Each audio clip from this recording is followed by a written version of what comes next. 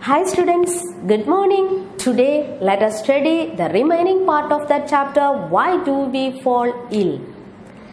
Last class we discussed about the causes of disease.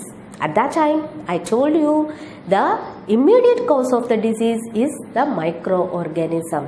If a disease is caused by microorganism, there may be a chance of spreading that disease to another person in the community, from the infected person to another person.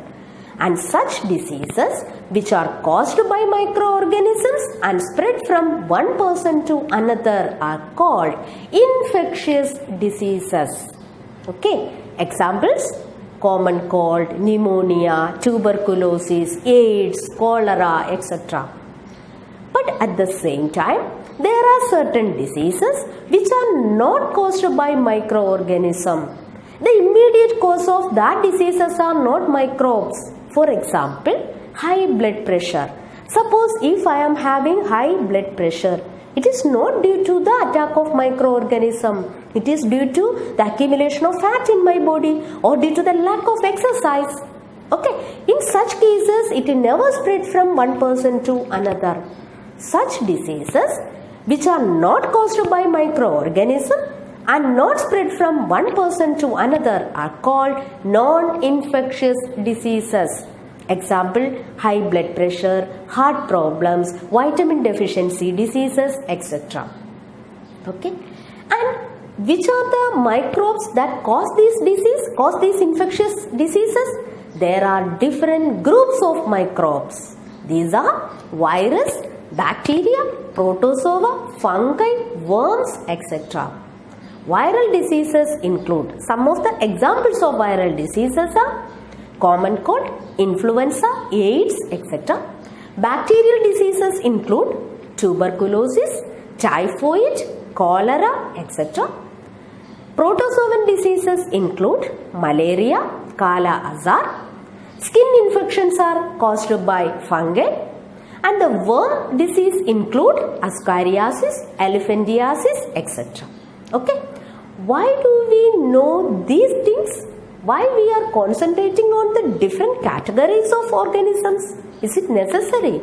Yes, because if we know the group of microorganisms which cause the disease, then it is very easy to treat the disease, because different groups of microorganisms have different biochemical processes. They have common features among the members of the same group, but they are different from other groups. Okay, that means if we are using a drugs to block the biochemical mechanism of bacteria, that cannot be used against a virus or protozoa, because their mechanism is different.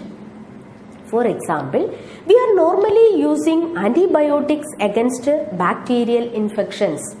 One antibiotic is penicillin, the first antibiotic. Okay, and actually what is the role of this penicillin? It prevents, it blocks the mechanism of cell wall formation in bacteria.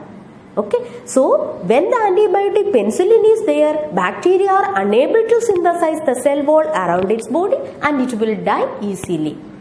We don't have a cell wall, so when we use the penicillin, it doesn't affect our body. Okay, it affects only the bacteria. But the same antibiotic penicillin cannot be used against virus, because virus have a different biochemical pathway.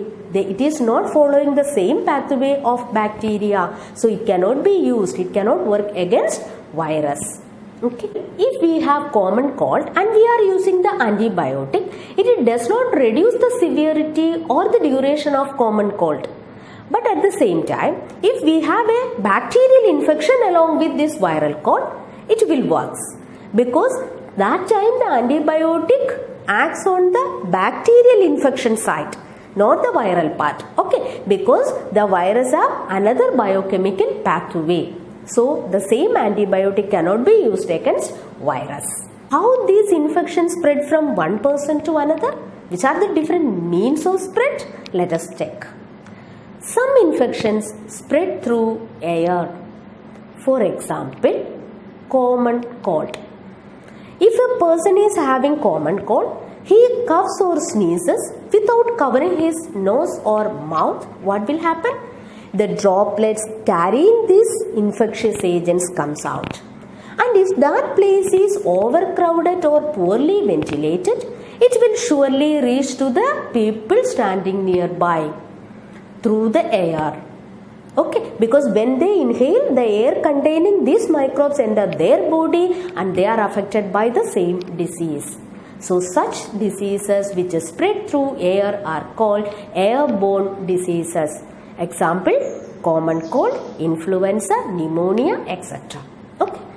And some diseases which spread through contaminated water and food. Sometimes the drinking water may contaminate it with these infectious agents. When we consume that, it enter our body and cause the disease. Example, cholera. Okay. So always use boiled drinking water. Make sure the drinking water, the food that we eat should be safe without contamination. Okay.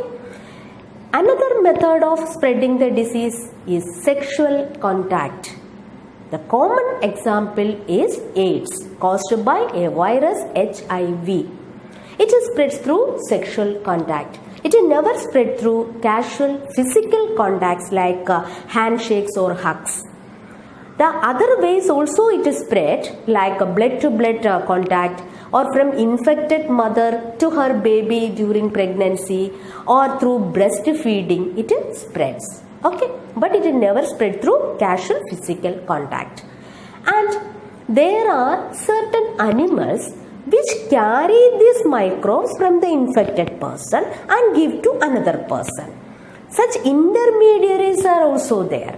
These animals are known as vectors. The common example is mosquito. It carries the infectious agents from an infected person to another person. So that disease is spread through vectors. Example, malaria. Malaria is caused by a protozoan, Plasmodium, but it is spread through mosquito, especially the female mosquitoes, because they need more nutritious food to lay their eggs. So the female mosquitoes usually take the blood along with these infectious agents and they spread it from the infected person to another person. So these are the different ways by which the infectious diseases spread from one person to another person. After that, where do they go? Because microbes are so small, our body is so large, so there are many possible places to settle. All microbes are not settled in the same organ or tissue. And more or less it depends upon the pathway through which it enters the body. For example, if it enters into the body from the air through the nose, most likely it goes to the lungs. Example, the bacteria that causes tuberculosis. Okay. And if it enters into the body through the mouth, it goes to the gut. For example, the bacteria that causes typhoid. And sometimes the microbes enter into the body through one part, but it affects another part also. For example, I told you AIDS caused by HIV, it is spread through sexual contact. So it enters into the body through sex organs, but it affects the lymph nodes all over the body. Okay, the virus that causes brain fever or Japanese encephalitis, it enters into the body through the mosquito bite, but it affects the brain. The malarial parasite enters into the body through mosquito bite, but it affects, it first go to the liver, then it goes to the RBC. So, in this way, it target another organs also. And the signs and symptoms depends upon the target organ. If lungs are the target organ, lungs are the affected organ, then normal symptoms include breathlessness, cough, etc. If liver is affected, then jaundice will occur. If brain is affected, unconsciousness, fits, vomiting, headache, etc. will occur. So it depends upon the organ or tissue affected by the microorganism. Okay, so today we can wind up here, and the remaining part we can study in the next class. Thank you.